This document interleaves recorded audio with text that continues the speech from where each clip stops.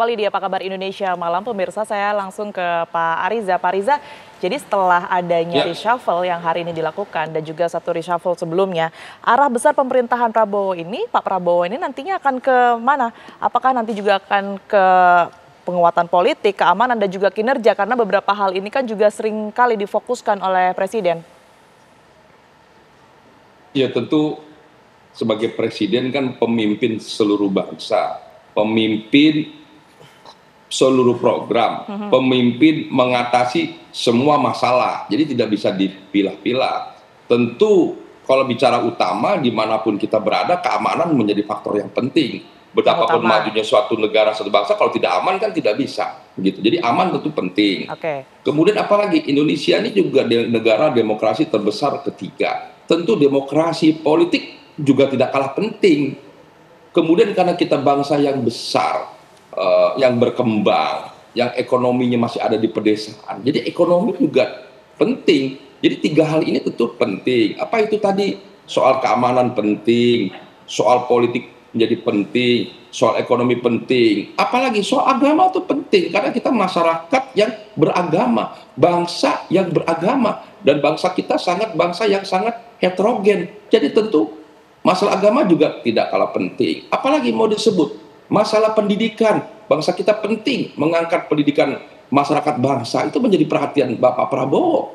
Tidak hanya sekolah-sekolah unggulan, Bapak Prabowo memperhatikan ada 330.000 sekolah yang perlu direnovasi.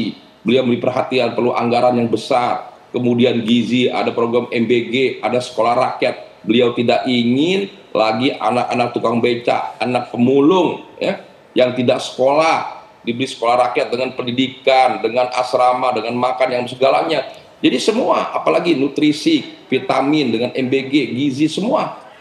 Apalagi masalah-masalah sosial, masalah stunting, semua penting ya. Sebagai presiden, sebagai pemimpin, tentu apapun masalah anak, masalah kekerasan rumah tangga juga menjadi perhatian. Jadi tidak ada satupun masalah di Republik ini yang tidak menjadi perhatian beliau sebagai presiden.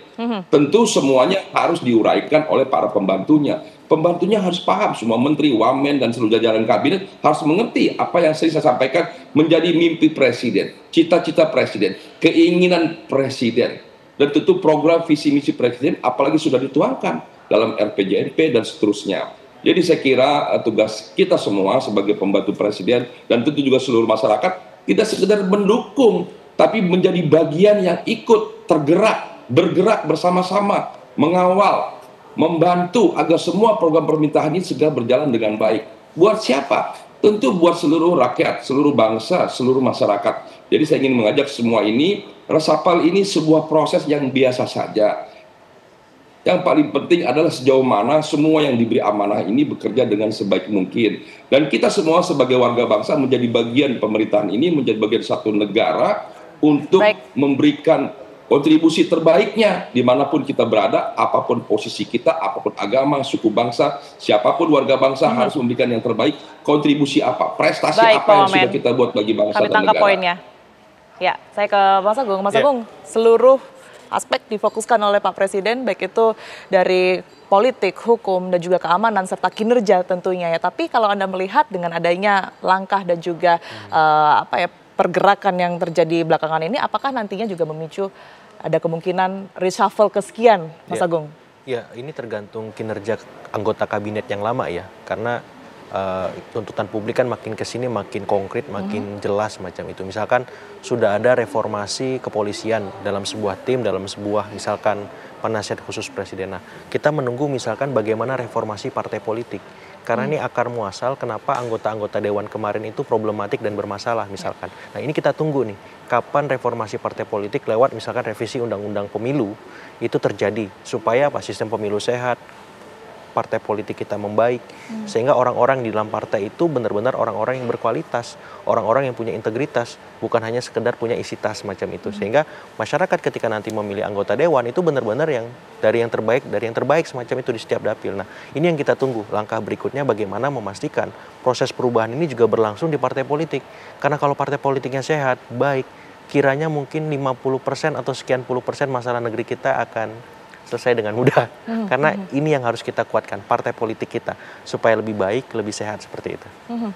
Tanggapan Anda Pak Wamen bahwa memang penguatan partai politik ini juga bisa dikatakan harus menjadi fokus pemerintahan juga ya, karena banyak masyarakat yang turut bergantung dengan perwakilan masing-masing bahwa pesan mereka juga akan tersampaikan kepada pemerintah melalui partai-partai politik dan juga kader-kadernya.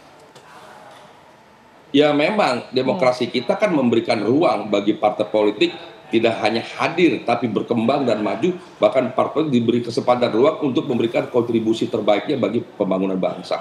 Partai politik ada di DPR, ada di kabinet, bahkan ada di tempat-tempat lain.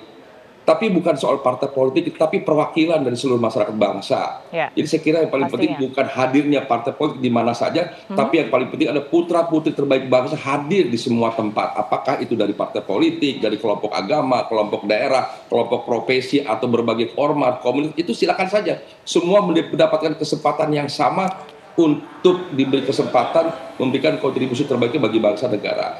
Namun saya setuju perlu ada penguatan, perlu ada perbaikan. Kasus Agustus yang kemarin menjadi momentum yang baik bagi kita semua, termasuk bagi partai politik untuk lebih memperhatikan, untuk lebih dekat, untuk lebih responsif. Semua partai politik kami tangkap poinnya Pak Wamen. Semua partai politik setelah kejadian kemarin melakukan perbaikan. Baik Pak Wamen, sayang sekali durasi kami sudah habis.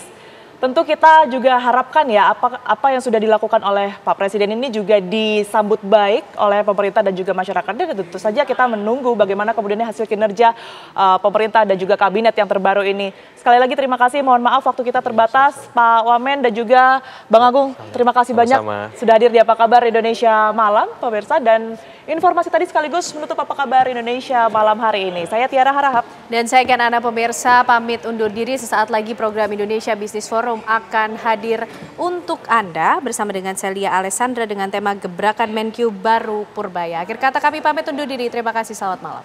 Sampai jumpa.